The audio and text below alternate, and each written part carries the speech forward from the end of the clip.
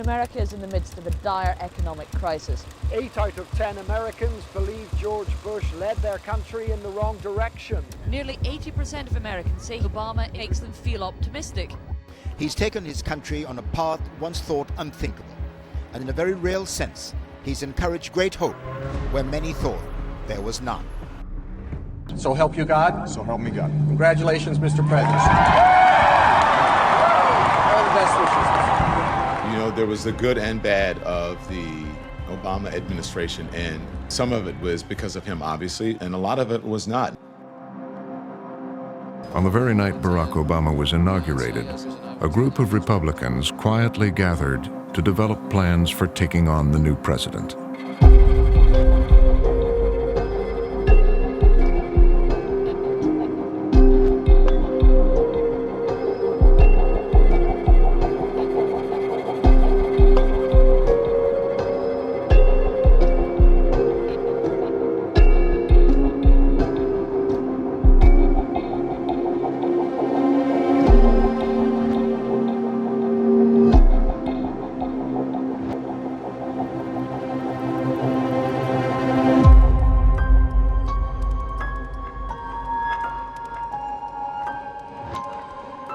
Earlier this week, I signed into law the American Recovery and Reinvestment Act.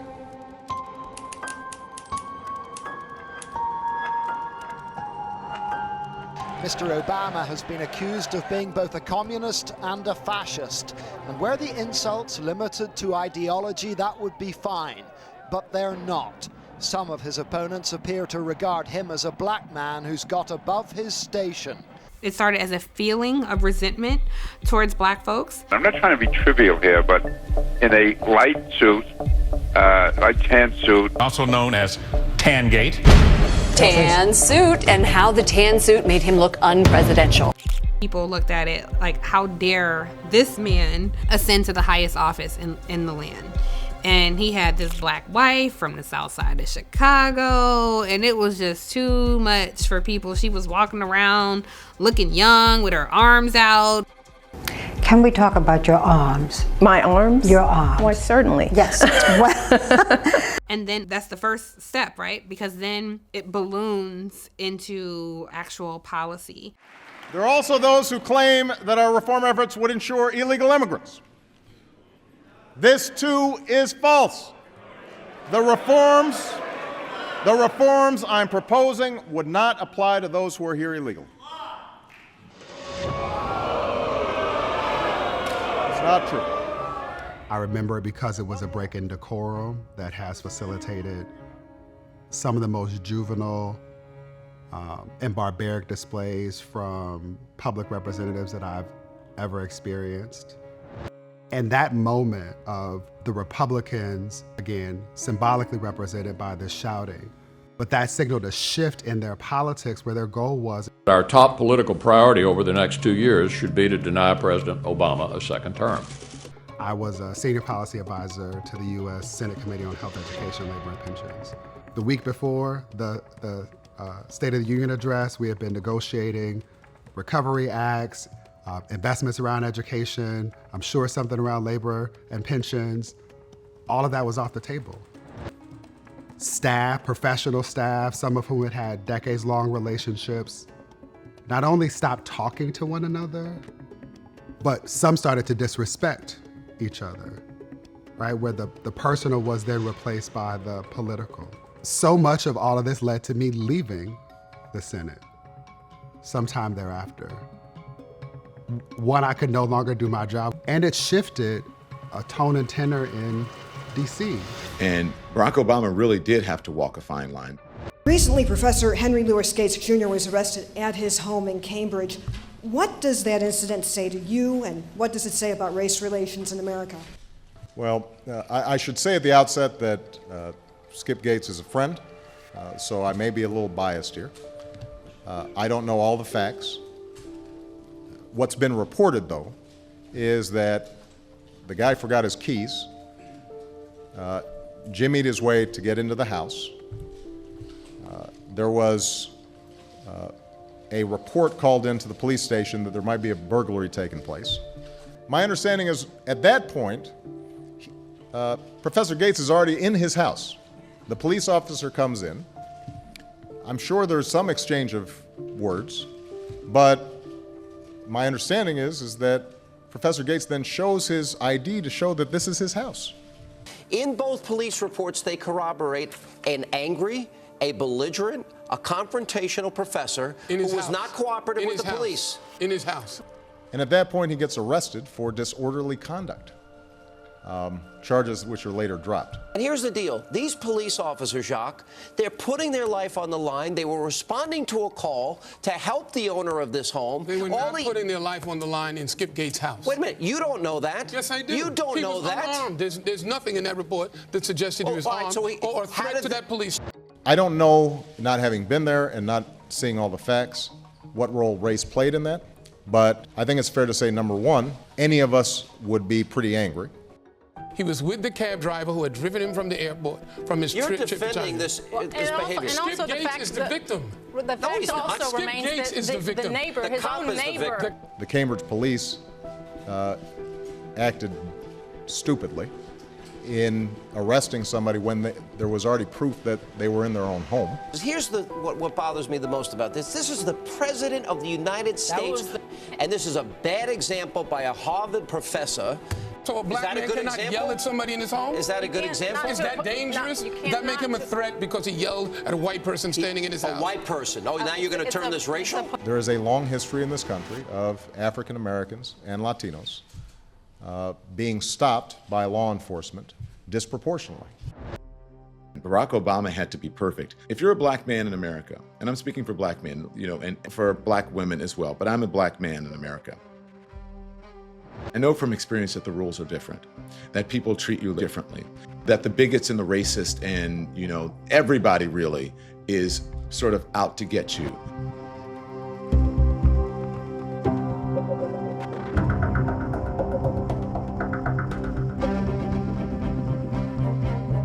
You have to be non-threatening, right? You are deemed as more aggressive and more threatening than other people just because of unconscious bias, just because you're a black person. You don't want to be the angry black man. So I think that's really the effect of the midterms. Look at all that red right here. When there was the red wave. You don't think the president is worried about this, Wolf? You have a Democratic senator up in 2012 in Florida, a Democratic senator up in 2012 in Pennsylvania, in Ohio, in Michigan, and in Wisconsin. So those Democrats will be looking at the president today saying, the American people sent us a message, sir. How are you going to deal with this? And then you will watch them deal with this. You cannot underestimate how much change in America is now colored red. That was all fear, because they thought Barack Obama and people were afraid of the changing demographics in the country, and they were afraid that there was a president in the White House who was going to be looking out for his people, who was going to be looking out for people of color, who was going to be looking out for the underserved, rather than putting the people who have always been looked out for ahead of everybody else. Even if Barack Obama had done that, what's wrong with that? That's why people elected him. They wanted their interests attended to in ways that had not been in the past. The Associated Press just put out an article that the more black people support a policy, the more white people are against it. If that doesn't say it is, if this policy benefits black people, even if it benefits a white person, if it benefits black people, that's enough for them to say, no, we don't support it. But in order to get a second term, Barack Obama, I believe, had to sort of sanitize himself, make himself not so black, make somehow white people in the country not be afraid of him. So I think the backlash was just a natural progression of the racism and the bigotry and how Republicans use racial fear and racial bias to gin up racial fear in this country so that they can control an electorate. And they did a very good job of that during the midterms at that time. I think people lost faith in the system because you put all this faith in one man and then you realize one man can't do it if he doesn't have the support, of the rest of the bodies. The reception wasn't that grand, and we knew it wouldn't be, right? but you didn't expect to see it as blatant as it was. And the reality is this, is that midterm elections and state elections have low voter turnout. And African Americans have to get to the place where they understand you gotta vote in every single election. It doesn't matter what they're running for, vote in every single election. I think in many ways, you know, he became a symbol, he and Michelle became a symbol, but we missed the point that he cannot run the country by himself, that he needs help to run the country. He needs a Congress to help him, to back him up and to back his policies up. And I think we failed him. The backlash that we felt with the Tea Party, that how dare Black America help elect a Black man, and we're gonna show you. And so we had this surgence of right-wing candidates that ran for office and won. And it just stagnated any hopes of change for President Obama. Now comes the Pelosi plan for a government takeover of health care. It's a freight train of runaway spending, bloated bureaucracy, mandates, and higher taxes, and it must be opposed. This was a wing of the Republican Party that was preaching economic conservatism, less government control, and were really opposing any kind of substantial aid to help African Americans in the economy. And there was a great number of these people on the local and state level. And you were getting a group within the Republican Party that was more anti-establishment. And that's why we have a divided Congress and a divided Senate. It's not his fault, but it's because of who he is, and it's because of the time. We're in a country divided in many ways, where certainly we're divided on some of the issues, but we're also a country that's divided along racial lines. And some of this doesn't necessarily have anything to do with the issues, as much as it has to do with race, and where some of the country feels certain people belong and what rights certain people have. And I think until those things are addressed or confronted in a real way, you'll always have a situation where anything can happen. People were so afraid, and they thought that the country was moving in a direction that was not favorable to white people. All of a sudden, there was the explosion of the Tea Party. But that was really the ushering in of the MAGA movement. They were the baby MAGAs, the Tea Party. So because of that fear, it's all racial fear. People all, always say, oh my gosh, Don, you concentrate on race so much. That is big. Race is a big part of one of the biggest parts of American history. One of the biggest parts of what our country was founded on, slavery, Jim Crow, etc.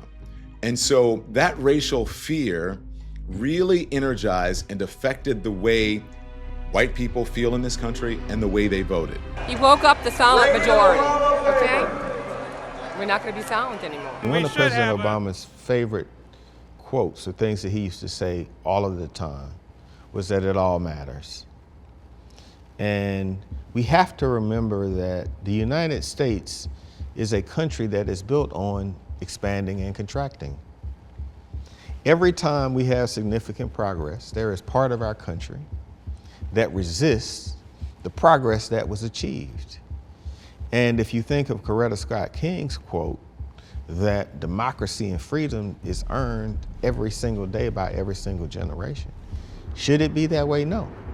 But factually, is it that way? It's really all about racial fear. People afraid of losing power and afraid of not being the preeminent voices in this country any longer. Afraid of the changing demographics in this country. Afraid of becoming a minority. Arrest Obama! Arrest Obama! Because they're afraid once they become the minority, then the people who are the majority are going to do to them what they did to the minorities in this country.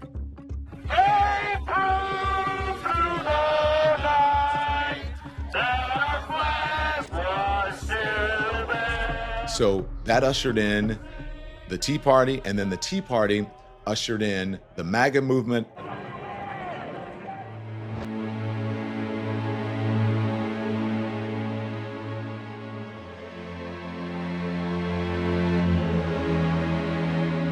But even with that, Barack Obama persevered, got a second term, but what that meant for what happened at a local level and statewide in this country, I don't believe that we have recovered since.